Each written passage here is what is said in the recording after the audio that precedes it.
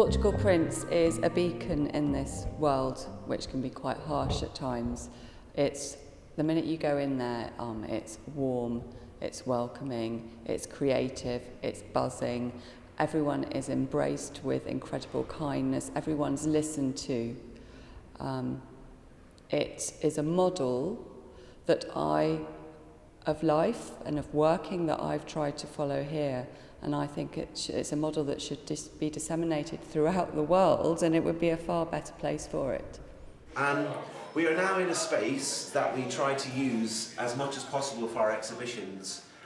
We are limited for space in PP, and I think this is a nice long space that runs up to our art therapy room. And we have pieces of work here by several different individuals. This is one of Sarah Walker's works, and Sarah is, I think, a very, very talented artist. It feels a safe place to come and make art, which I need.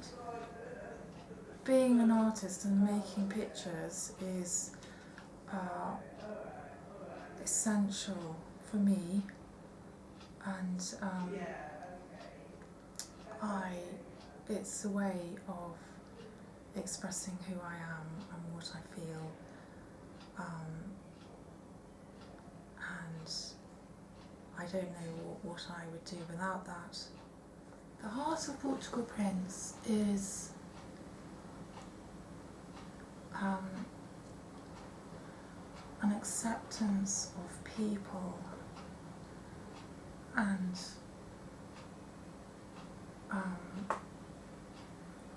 valuing what people have to offer.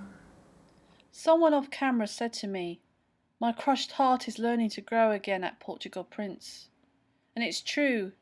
Wherever I look, there are hearts, in the environment and in the people there.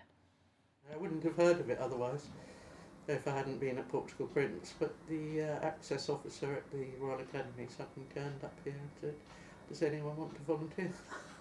Helping the access department, because they have disabled people or people who perhaps would find it difficult to get to the Royal Academy or have a look round on their own. And we run workshops for them, and I try and be as supportive to them as possible and serve tea and coffee as well. Okay. So what do you get out of that? Because that sounds, really good Yeah, way to spend your time, really. it is. It's very nice. I like the arts environment, and started life as a stone carver and stonemason. Wow. And so I was interested when they said they had a piece of stone sculpture that could I talk about it, and I'll be doing 2 workshops, and I'll show my chisels and tools, and maybe hopefully in the second workshop give a little demonstration of how each one cuts the stone. I mean, I'd never painted before I came here, or hardly at all. So I've learned some painting and I've learned some InDesign stuff. Well, obviously it's extraordinary to the extent that people have a chance to paint and to draw, and no one gets forced, which is very nice. People have a choice, so that's very good. And if you're around people painting and coming to terms with whatever they're thinking about, that's always a good basis for having some sense of heart. If I look inside myself and the image arises and it feels, and that has some meaning to it, then I can paint it. Obviously sometimes it's bloody and difficult, yeah, and when you have difficult feelings, and some people go, I've been in and out of hospital and whatever, so, but it makes a bridge somewhere between that dreadful, isolation in the hospital and to some broader world, so that's good. It also gives people a language that isn't, what it's like, the whole psychiatric thing, you're bipolar, you're schizophrenic, you're, got personality disorder, whatever. It's all big, heavy, lumpy words, or psychotic, or so on. And it's like, so at least if you paint, you can develop your own language to say who and what you are. I put it out there in the world, and no one can gainsay it. So it does make some sort of a bridge in between that language and the world's language. At one time, all I did with my week was the 2-hour art therapy and like the laundrette. That would be my week. So Portugal Prints kept me going through some of the very difficult times. And I was also able to exhibit some of the work that I produced there, and because it worked well for me as therapy and also as artwork, so it was very good to have something in one's life. The RA workshops that I helped go facilitate.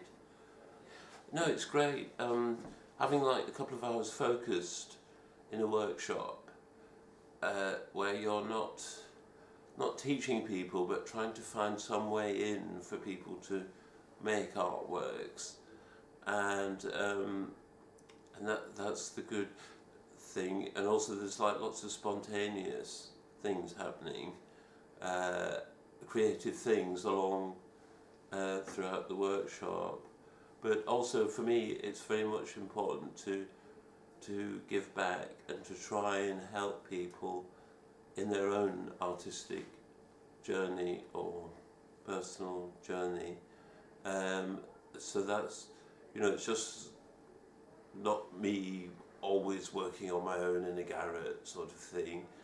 There are ways that artists can work together and provide social links for each other as well. So we have a huge heart here, and my heart beats stronger for Portugal Prints, and it is really, really part of our heart is to take what we have created and take it out into the community.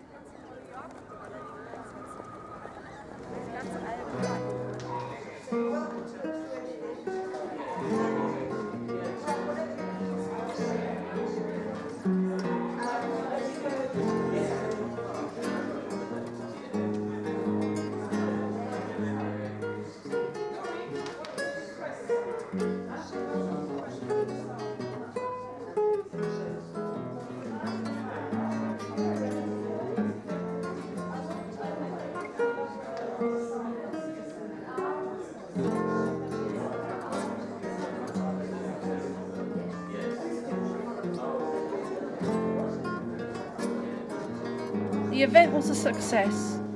Poetry grew on trees everywhere. The theme of the Haiku Festival was "What is Madness?" So I asked the question. I think people have very painful and difficult experiences, and they have a very human response to that. And I suspect that the term madness is given to anything or anyone who doesn't fit into the guidelines and codes of behaviour of any particular society. Madness? Yeah. Oh, it's brilliant. Yeah, it contains everything. From madness of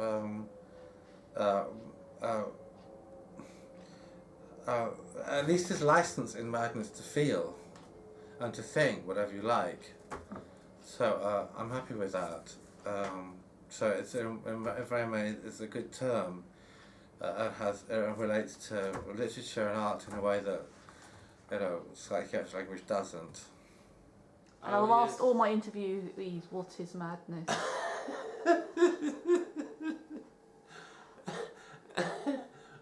don't know, it's a pop band, isn't it?